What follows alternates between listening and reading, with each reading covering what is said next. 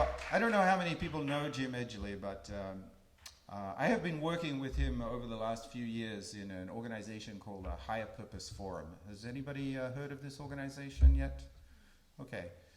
So he has initiated this project, this program, out of his desire to really make a difference in America. Because when we look at the world today, we see so many conflicts going on.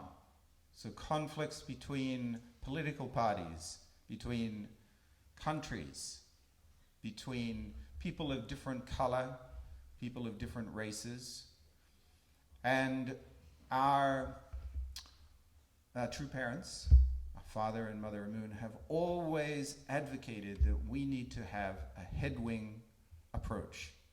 Not left or right or one side or the other, but bringing people together across boundaries.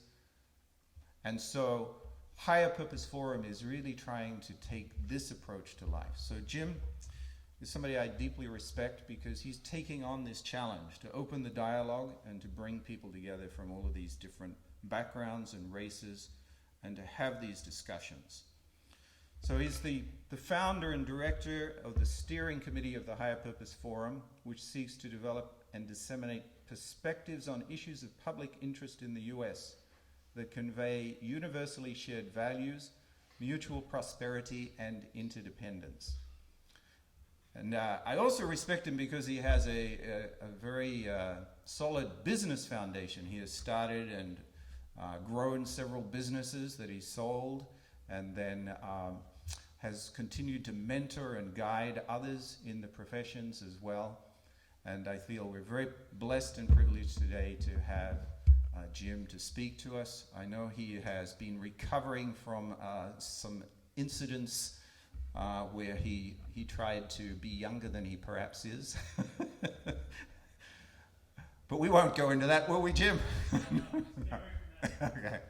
So let's give him a warm welcome, Mr. Jim Edgerly. Thank you.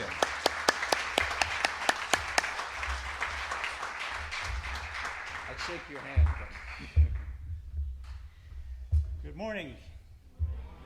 Thank you all so much for inviting me to be here this morning. It's a great honor to have a chance to share this with you. I got in a ski accident 5 weeks ago and I'm still recovering, so all of a sudden it's starting to hurt again. It's weird. The timing is terrible. I can put this on in 2 weeks. This morning we're going to talk about a very important story, a story that's actually being disputed fundamentally right now, the story of America. This is a story that I've been working on with Higher Purpose Forum for the last 3 years, and I had a lot of help developing this material from Reverend Edgerly Oliver, who's right now in Zambia. The story of America is a story about how, together with God, we want to build the universal family and the perfect world of freedom, peace, unity, and happiness by centering on true love. It's right out of our pledge. I don't want you to think that I made this stuff up. I've been working on this. I've spent a lot of time at the Smithsonian Institute in Washington, D.C. I've read a lot of books. We've had a lot of meetings. Roger knows we've had over 30 meetings talking about issues of race in America. So this is fairly thoroughly researched, but it's still very much a work in process. And today's presentation, we're going to cover human origins, human migration and tribalism, nation building, the 4 periods of U.S. history. This is sort of part 1. Hopefully we'll get through this today. And part 2 is where are we now in the American story and what's coming our way. That's sort of like part 2. Today's content is cut down from, it's about 25% of the content we've prepared. So this is just a bare bones story. Actually, it is less than the bare bones story today. I'd like to start by reading this very important quote from Michael Hajiaru, chairman of the Department of Life Sciences at the New York Institute of Technology. Despite notions to the contrary, There's only one human race. Our single race is independent of geographic origin, ethnicity, culture, color of skin, or shape of eyes. We all share a single phenotype. The same or similar observable anatomic features and behaviors. Science highlights these similarities in our embryonic development, physiology, biochemistry, and more recently, genomics. As a molecular biologist, this last one is indeed the most important. And the genomics behind this presentation today are less than 20 years old. This is based upon the most recent understanding of human genomics, which were not known when Father was talking about interracial marriage and blessed, a blessed family movement and the story of America. This is very, very modern science. Data show that the DNA of any two human beings is 99.9% identical. And we all share the same set of genes, scientifically validating the existence of a single biological human race and one origin for all human beings. In short, we are all brothers and sisters. So there's one human race, one genome, only one. And that race is the human race. It's been subdivided into 3 primary tribes. And that separation began 60,000 years ago. And the 3 primary tribes of the human race are the African tribe, the European tribe, and the Asian tribe. One race, 3 primary tribes. The human race began in southern Africa. The original tribe from which the human race began, they're called the San Bush people. They're still in Africa. They have the most diverse genomics of any population in the world because they're the oldest. And modern genomics understands that origin was somewhere between, let's say, 200 to 250,000 years ago. And Homo sapiens, we assume that at some point they became spiritual beings, lived together in southern Africa until about 60,000 years ago. So for most of the human history, humanity has been limited to southern Africa, southern and central Africa. And then 60,000 years ago, there began a migration began. The first human migration actually was to Australia. But the 3 basic tribes that developed over the next 60,000 years, originally the African tribe, then a major migration which is called the Asian tribe. There's 2 branches. There's the Central Asian and the East Asian tribes, and the European tribe. So over the last 60,000 years, these 3 tribes of Homo sapiens, of human race, have developed independently of one another. They've been completely in isolation from one another for the last 60,000 years. Originating from a common source, these 3 distinctive tribal migrations developed in isolation from each other for the past 60,000 years. Externally, distinctive physiological differences emerged as adaptations to their differing environments, including skin color, eye color, hair texture, facial modifications, and body proportions. Over the 60,000 years, the tribes adapted to their environment and they look physiologically different. So we are different from one another, not just externally, but we're different from one another, more importantly, internally. These 3 great tribes also developed, naturally advanced along different and distinctive and unique and valuable cultural, spiritual, and ethical paths. We are different we're the same family. We're all in the same family, but we've developed separately from one another over 60,000 years. The story of America is the story of the intentional reconvergence and reintegration of these three primary tribes. That's what's happening and has been happening here more than any other place on earth, here in the New World. It's a story of origin in southern Africa 2,000 years ago, 200,000 years ago. Division, the migration away from southern Africa began 60,000 years ago. And union, just the past 2% of human history. I'm glad you're here. 0.2% of human history is the American story. This is a very important story. 400 years ago, as we know, my ancestors arrived here by boat as European colonists, as English colonists.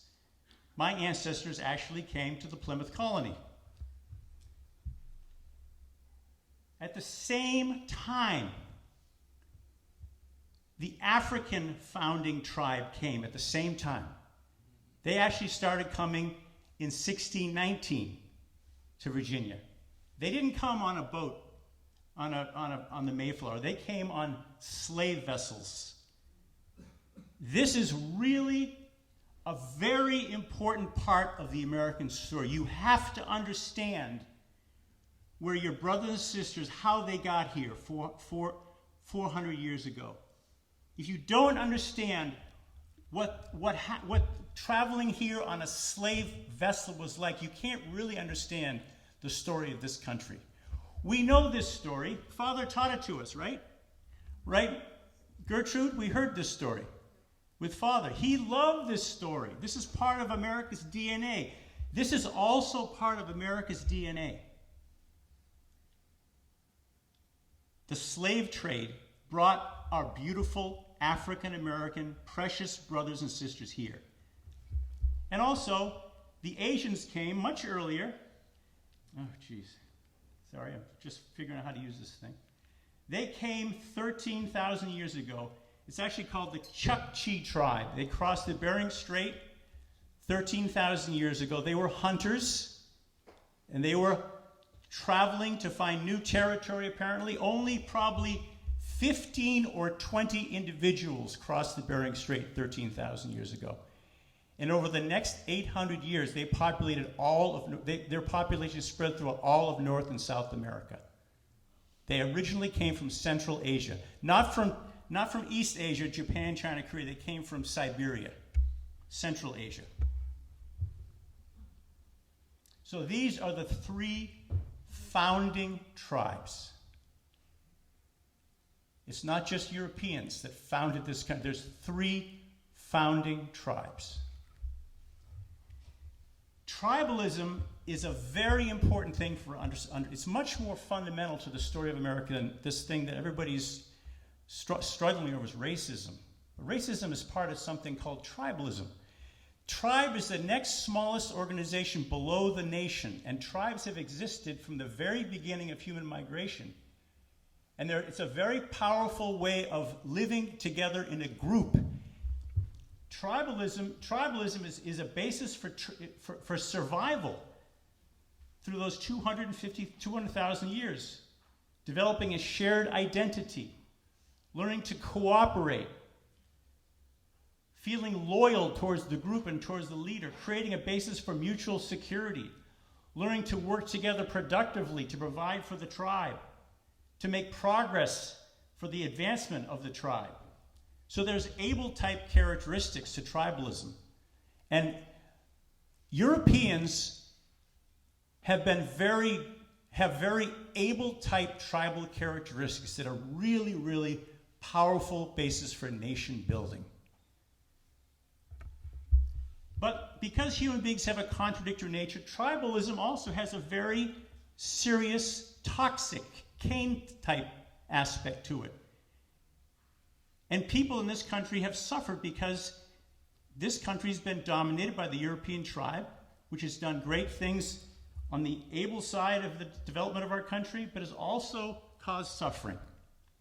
Because tribalism also leads to behaviors such as hostility towards other tribes, a sense of wanting to oppress other tribes, dogmatism. This is a big issue. People in one tribe don't really care about how people in the other tribes feel. They're indifferent to the suffering of people outside their own tribes. Tribalism leads to xenophobia and also to racism. We have everyone, white, green, pink, blue, behaves in tribalistic ways. It's not just unique to one group or another group. Tribalism is a universal human behavior. So in our country for the last 400 years, there has been more or less one tribe dominating the other three founding tribes. That's the European tribe, the tribe that I'm a member of. And God has given two very important methods for us to deal with the issue of tribalism. This is really important. There's two ways to break down tribalism to the individual level. That is Christian love on the internal side and democracy. These things go together. You really can't have a democracy without Christian love. And if you have Christian love but you don't institutionalize it and formalize it into common contracts and understandings, you can't sustain it. Social movements that aren't institutionalized and don't become formal last about 6 years. This country's lasted over 200 years because it's a combination of deeply rooted Christian love, and also it's structured on the institutionalization of democracy. So you have a foundation of faith and a foundation of substance. We're building a world of freedom, peace, and unity using the institutions of democracy by centering on true love, based upon the spirituality, hopefully, of universal Christian love. So integrating these tribes to create one universal family is a very challenging thing to do. And no one has been fighting with this challenge more. No country, I have to take this part out, but the country which is doing the most to deal with this issue is the United States of America. In the Divine Principle book, page 330, we say that the society which God intends to build is a society based upon universally shared values, interdependence, and mutual prosperity. We believe in this, right? These are our values of our faith. In the United States, that's what the political battle is all about. If you put this into Western or democratic terminology, we're talking about universally valued citizenship, equal opportunity, and social integration. This is what's in the news every day. This country is trying to establish universality, interdependence, and mutual prosperity. So when you watch the news, you're going to hear big battles about these issues: voting rights, equal protection, no matter what tribe you're in. No matter what tribe you're in, you get to be a citizen, you get to vote, you get to have equal protection under the law, you have the right to a fair trial by your peers. You should have equal access to resources. And at the beginning of our country, the resources that were being fought over were land and education. And treatment with full human dignity. This is what's required. I don't think you can build Chunilguk unless you deal with tribalism. Can you? Can you build Chunilguk without breaking down this ancient mentality of tribalism? And the way you do that is by Christian love and institutionalizing the access to human rights, which we call democracy. So we can look at U.S. history and see how God has been trying to build this universal family in 4 periods. From 1620 to 1775, the divided foundation period, which lasted 155 years. From 1775 to 1861, the divided nation period, which lasted 86 years. From 1861 to 1955, the prolongation period, which lasted 95 years. It's a long haul.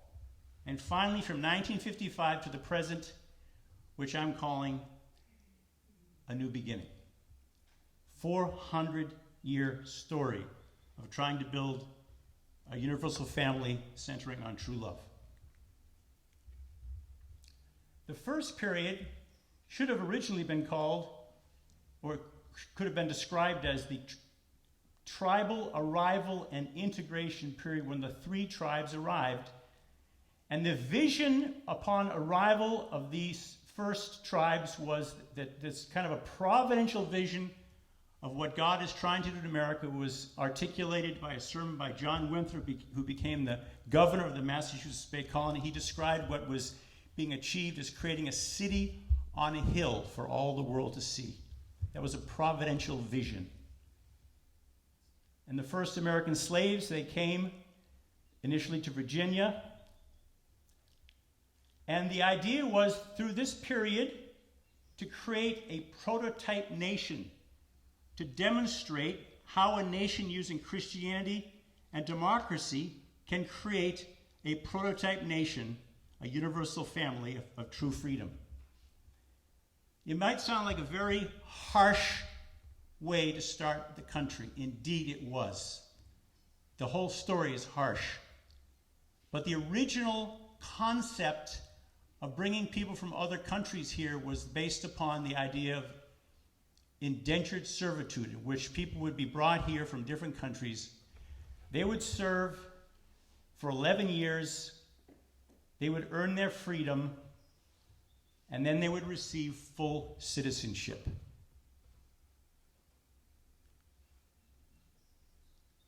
Unfortunately, at the very beginning of this story, there's a compromise called chattel slavery, in which African American slaves are treated like property that can be passed from one owner to the other and transferred from generation to the next.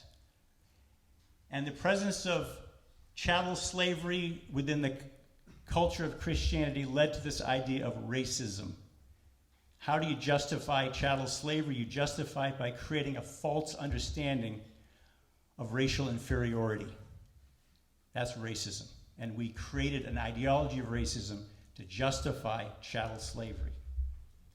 This, at the institution of chattel slavery was formalized by 1660, and it was a direct contradiction to the purpose of building universal family, and it has caused deep and lasting division in the elder son nation.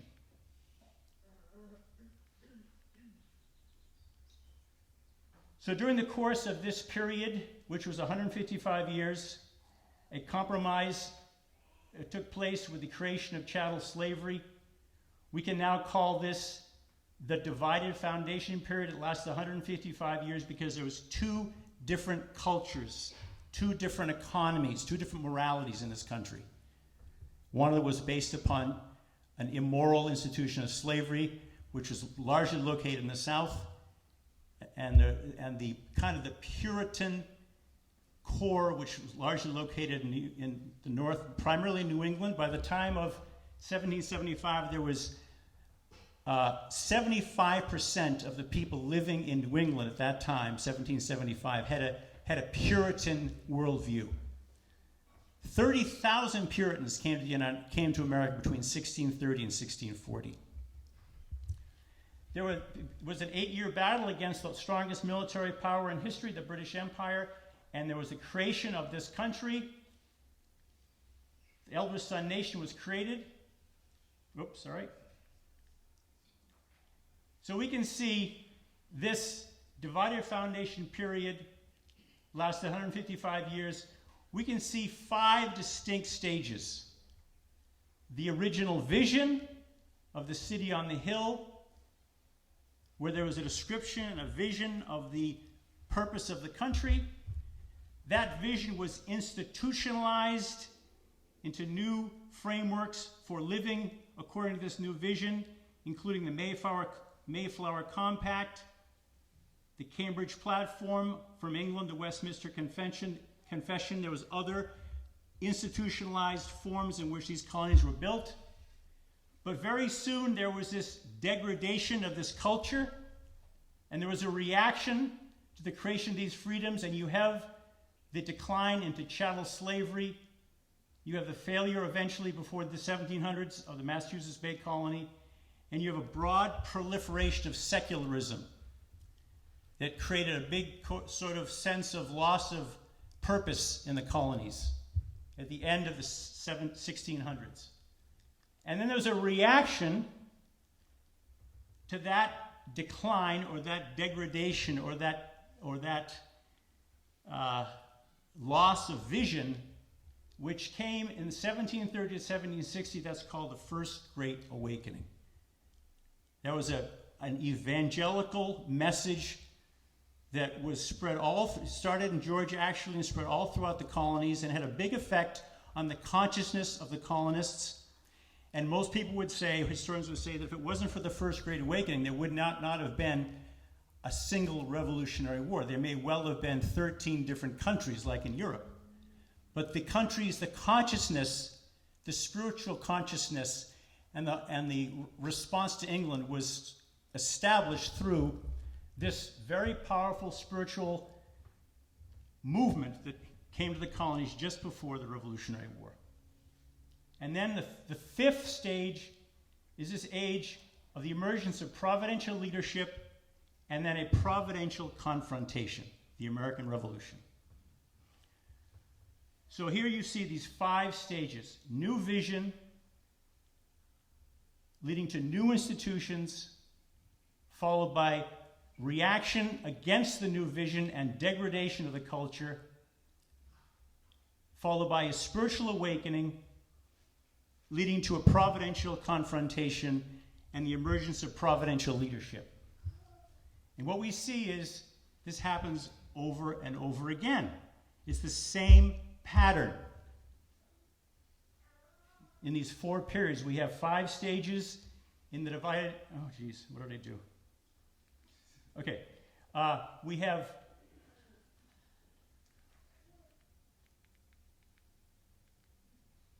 Oh, I see, sorry. We have these 5 stages in the divided foundation period, which we've just talked about, and I'm going to quickly go through these next 2 stages to see how these 5 stages play out, and then explain where we are now and using the same framework. The second period of American history we'll call, it should have been a nation building period, where we build upon what came out of the Revolutionary War.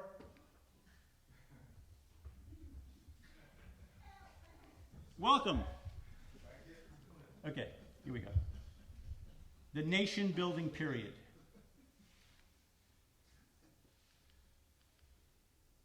And here's the vision for the beginning of the second phase of American history. You'll recognize this. Beautiful vision of the universal family. We hold these truths to be self-evident, that all men are created equal, that they are endowed by their Creator with certain inalienable rights, that among these are life, liberty, and the pursuit of happiness, and that governments secure these rights, and they're instituted among men. That's the institutionalization of the vision, of this Christian vision of the country. Second expression. The first expression was a city on the hill. The second vision, we find the best expression of it, I think, in the Declaration of Independence. And so, at this time in history, the founders of the country are trying to build a nation, and they're attempting to both construct a sovereignty but they also have to reconstruct the problem of this divided foundation. So they're trying to create sovereignty, and they're trying to fix a problem from 155 years ago, let's say 30 years ago. And they could not do both. A lot of people blame the founding fathers for a faulty constitution. No, that's not right. The problem happened long before the founding fathers were born. The problem happened in 1630, 1650, 1660, when slavery was allowed to be institutionalized. That's where the problem came from. So we see our country has two wombs. It has the womb of the Mayflower, it has the womb of slavery. It's got DNA from two different cultures, a heavenly culture and a foreign culture, a fallen culture. So we see when this elder son nation, that's the term my father used, is attempted to be established, the external unity of the 13 colonies was achieved, but the internal Christian foundation of universal rights, equal opportunity, and social integration was not established. Slavery was not abolished. The 3/5 compromise was written right into the Constitution, and the rules of voting was in the Constitution decided by states, and all the states by 1789 had established voting rights only for white landed males, European males. That's only people that really had citizenship rights, people like me. And the Naturalization Act of 1790 limited naturalization to that same kind of citizen, a white, landed, educated European citizen. Those are the ones who were allowed to become naturalized citizens. So instead of creating a new nation of universal freedom, we see this nation developed as a divided nation. It's just like tribalism. There's a healthy aspect and a toxic aspect. The healthy aspect, we see this over and over again in American Providence, pushes the Providence forward, and there's a toxic aspect in building this nation that holds the Providence and disrupts it. It's still going on in our country. There's still elements that are pushing the Providence forward, and there's still elements that are pulling it back. So the northern states outlawed slavery, ended the slave trade, developed a manufacturing economy, and it was in the northern states that the abolition movement started and the Underground Railroad began. Unfortunately, there was also these toxic features of the new nation. The plantation economy developed based upon slavery, became highly successful, and the slave trade and the slave population grew very rapidly, and the southern plantation economy became the most important feature of the economy of this new country, the United States. The plantation economy, the cotton economy was the powerhouse that created the vast majority of America's exports in its first several decades. So we see this, again, this compromised standards.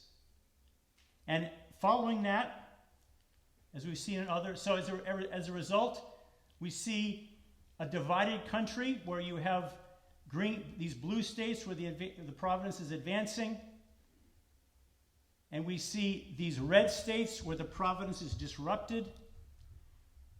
And Abraham Lincoln himself said on June 16th, 1858, "A nation divided against itself cannot stand. I believe this government cannot endure permanently half slave and half free." He said this country cannot survive if it continues to have these two halves to it. It was a deeply divided country. It was failing. And the cost of the inability to overcome that division was a civil war. It could not be resolved without a civil war. There was 86 more years of slavery and suffering and trauma for slaves, and eventually 700,000 lives were lost in the American Civil War because we didn't resolve this problem. So that's the end of the second period. We have the Declaration of Independence, again reviewing. Then its transition period to creating a new country based upon this new formulation of freedom, the Constitution and civil rights. Then we have this compromise of standards. We have this denial of rights, disenfranchisement of the slave population, a divided country. And as a reaction to that, we have a challenge to the status quo, the Second Great Awakening, 1800 to 1840, the abolitionist movement, which was largely a lot of it came out of the Quaker organization. And finally, an unresolved division created a civil war with the emergence of a providential leader in Abraham Lincoln.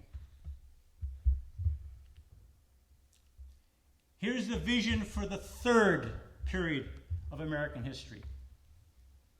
This is from the Gettysburg Address, Abraham Lincoln. This nation, under God, shall have a new birth of freedom, and that the government of the people, by the people, for the people, shall not perish from the earth. So here's the third statement of providential vision for this next period of American history. And this is called the Reconstruction period. You have this new birth of freedom under the leadership of initially Abraham Lincoln, and there's 3 amendments to the U.S. Constitution, 13th, 14th, and 15th Amendment. This is a second attempt at fixing the problem. Can you see the pattern here? They're changing the institutionalization of freedom.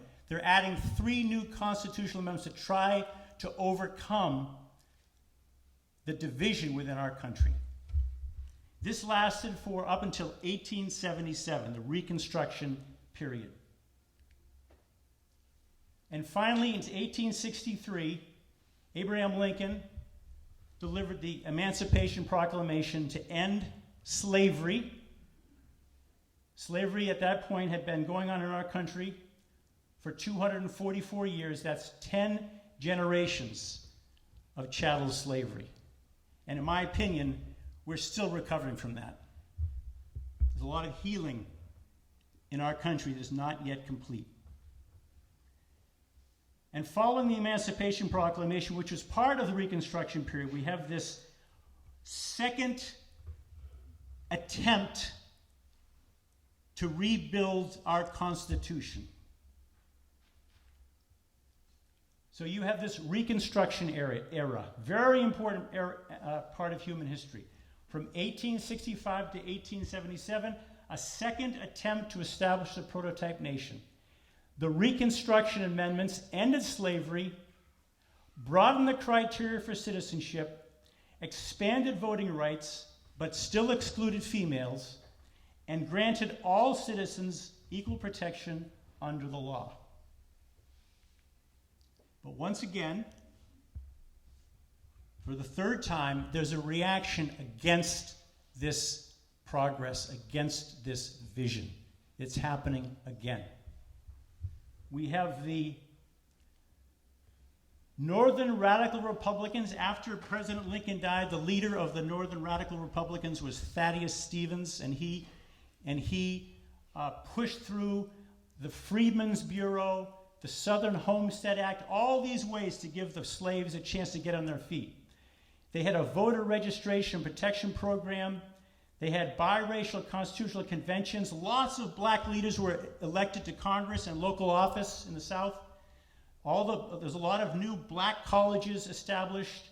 There was widespread election victories for black, and the black slaves were free to migrate to the North. At the same time, there was once again a reaction to disrupt the Providence.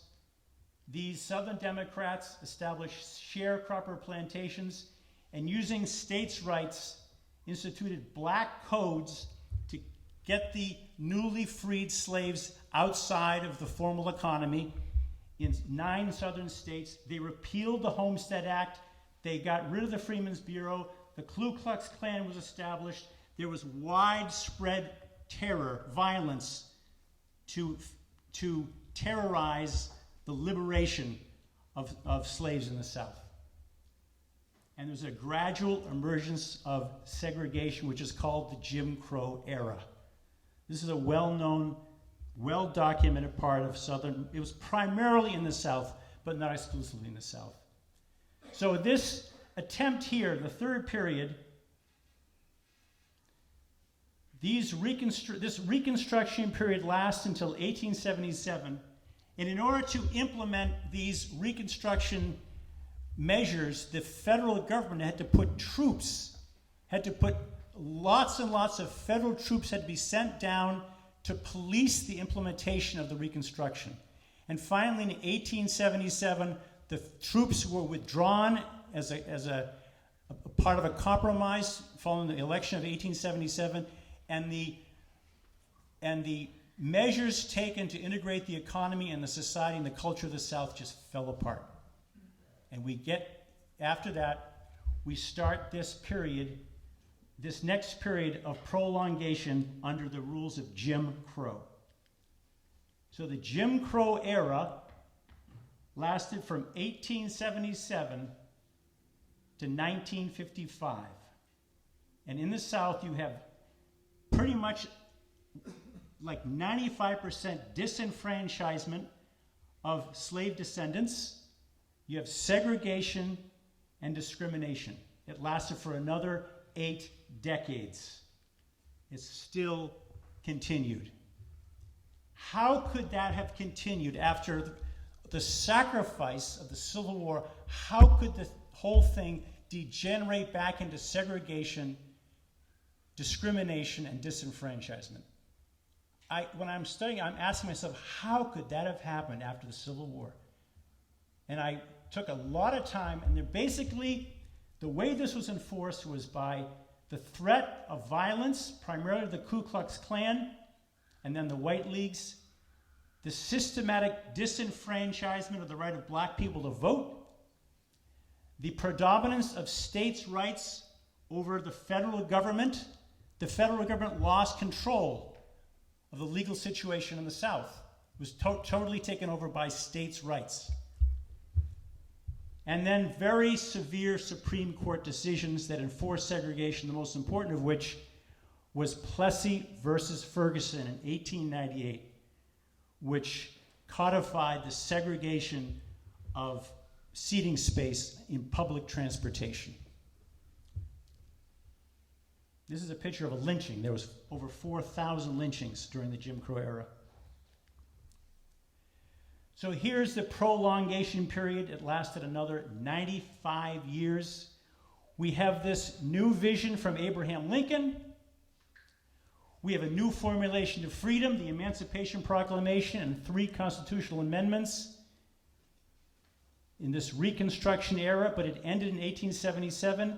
Then you have this period, this Jim Crow era of compromise standards, disenfranchisement, segregation, discrimination. Some people think that this only was happening in the South, but that's actually not true. You remember the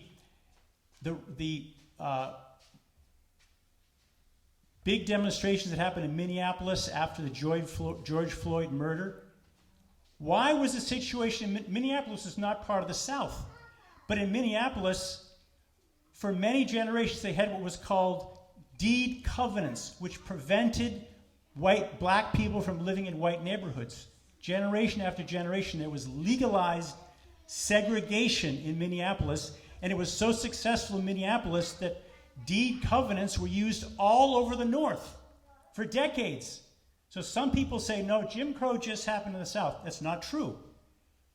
It was legalized in the South, but it was actually practiced also here and there in the North. I mean, if you look at Boston right now, we have segregated schools. How did that happen? It happened because of de facto segregation during these periods. Fortunately, there was a reaction to these standards. There was a third Great Awakening, which is not as significant as the second. The second Great Awakening was the most important of the 3. There was a development of the social gospel movement, and there was beginning to be organization of black leaders. The first was the Brotherhood of Porters, and that was founded by A. Philip Randolph. The NAACP, CORE, the Congress of Racial Equality. Congress of Racial Equality, 1942, and eventually a Supreme Court decision, Brown versus Board of Education, which broke the ice on segregation in schools. And then you have a new providential confrontation, the Montgomery bus boycott. You got it. If you don't know this story, you should look into what happened. The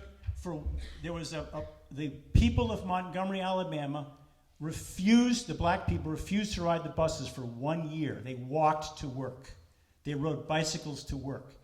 And they forced the city of Montgomery to integrate the bus system. It took 1 year of not going on the buses. And the initial leader, of course, is Rosa Parks, but they formed the Montgomery Improvement Organization, and they selected as their leader a young man, 26 years old at the time, Martin Luther King. He became the one who was the spiritual leader during the Montgomery bus boycott. He's now the providential leader of this time, and that's the providential confrontation that begins the next phase of American history. So the big breakthrough before the end was this decision by the Supreme Court to end separate but equal utilization of public education, and the leader of that was a very famous lawyer from the NAACP, Thurgood Marshall. And then the Montgomery bus boycott on December 1955, which began the civil rights movement. Here's a picture of Martin Luther King in the Holt Street Baptist Church, was the epicenter of the Montgomery bus boycott, and you can see the close connection between the Christian church and this civil rights movement. They're one and the same. It was a church movement. It was a church movement. It was not a bunch of socialists or radicals. It was church people. It was led by a minister, Martin Luther King. Fourth phase of American history. A new vision is proclaimed once again, clarifying providential direction. There's so many beautiful quotes, visionary quotes of Martin Luther King. No wonder Father loved Martin Luther King so much. Here's one quote from Martin Luther King. "We have before us the glorious opportunity to inject a new dimension of love," there it is, Christian love, "into the veins of our civilization. There is still a voice, hundreds of years later, there's still a voice crying out in terms of that echo across generations, saying, love your enemies, bless them that curse you, pray for them that despise you, that you may be of your children the Father who is in heaven. This love might well be the salvation for our civilization. This is why I am so impressed with the motto, freedom and justice through love, not through violence, not through hate, no, not even through boycotts, but through love." Amen. Martin Luther King. Let's give a round of applause for Martin Luther King.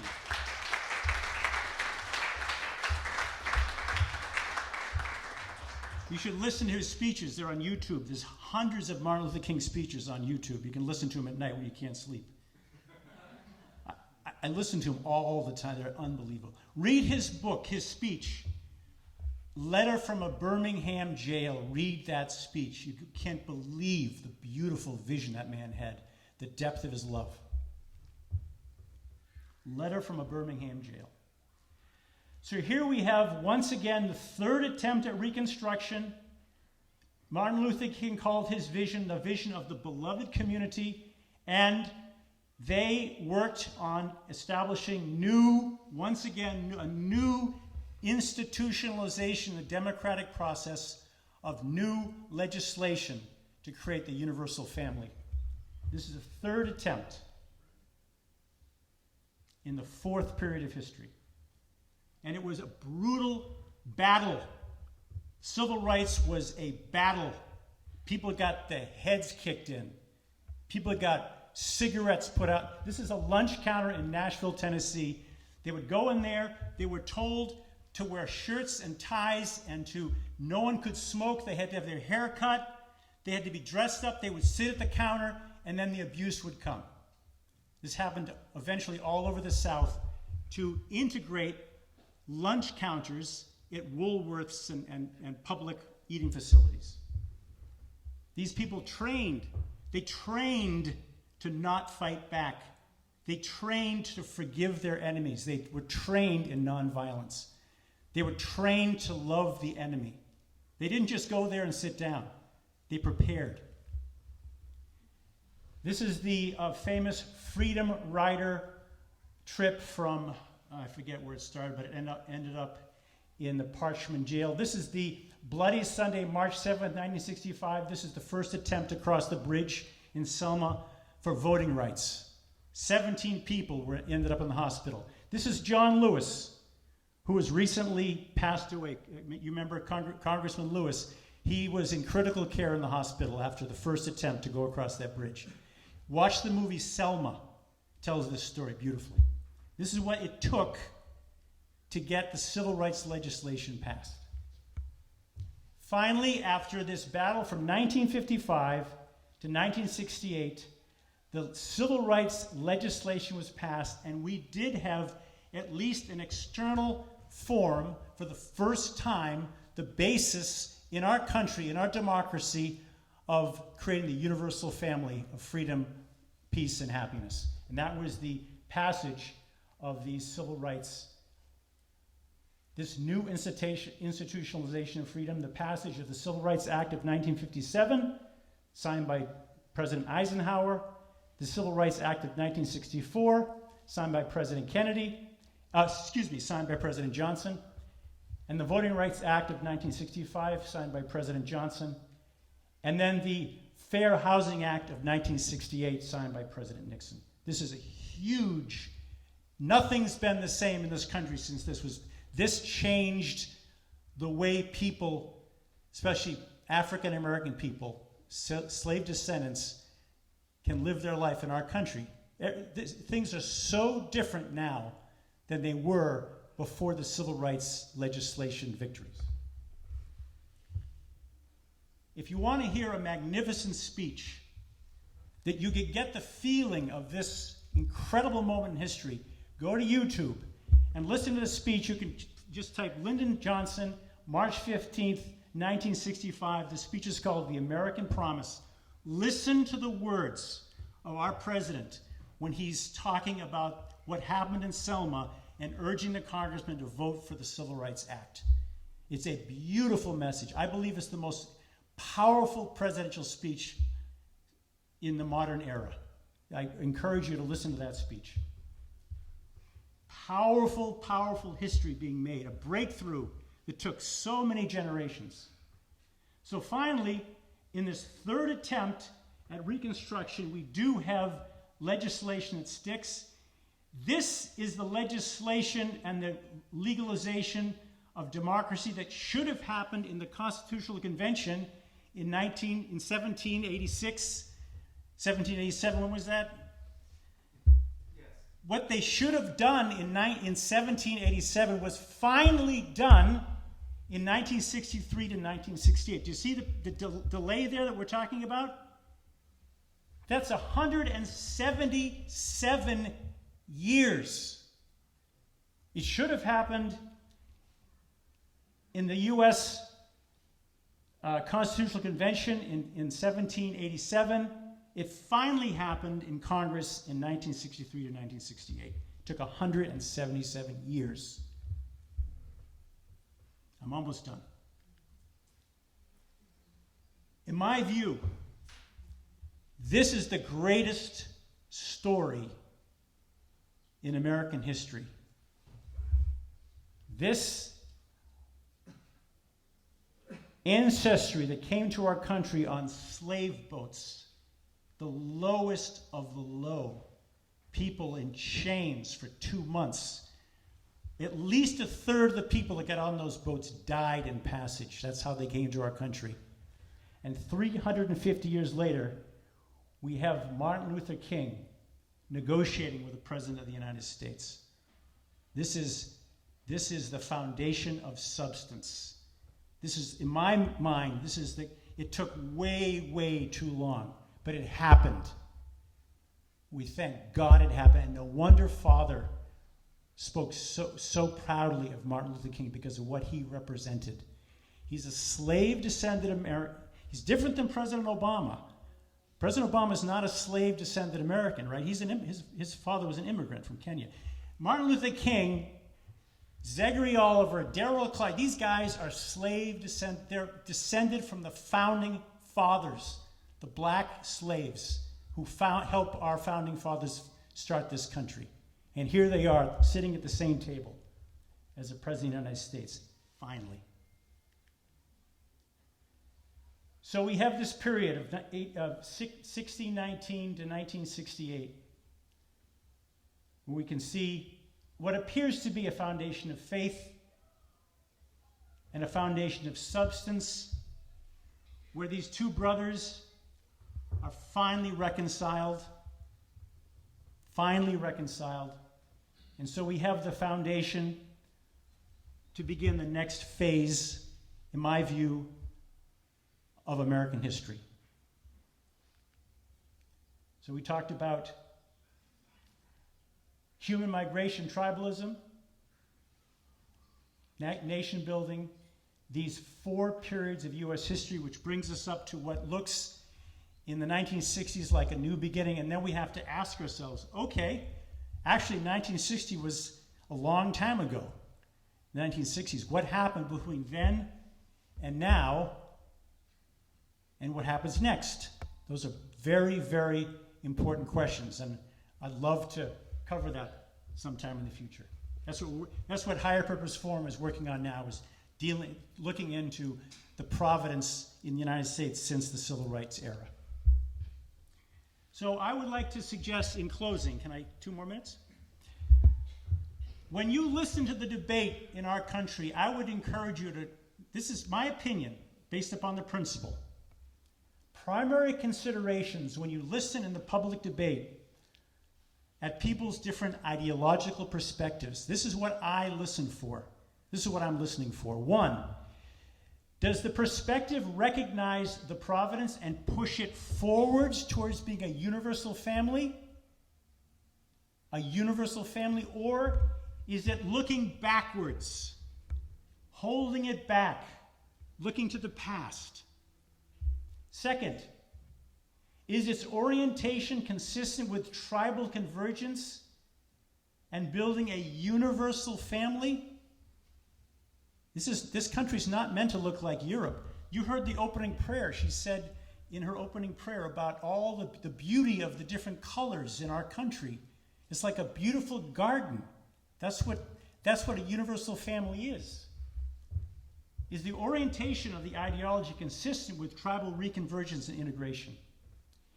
Is the perspective aligned with the plumb line of God's providence, the pilgrim core, the original vision of City on the Hill, the founding role and the course and the contribution and the central role of the enslaved Americans? Do they uphold that and respect it and appreciate it? Do they uphold and respect the founding fathers, Abraham Lincoln and Martin Luther King? An ideology that's going to be the next step for our country has to be consistent with the plumb line of our history. And finally, does the perspective promote and enforce and encourage sovereignty, the clear sovereignty of the elder son nation, and institutions of democracy, universal citizenship rights, shared opportunity, and social integration? Those are questions. When I'm listening to someone on CNN or whatever, and I'm hearing what they say, this is what I'm listening for. Are they in touch with the providential role that our country has to play? Thank you very much.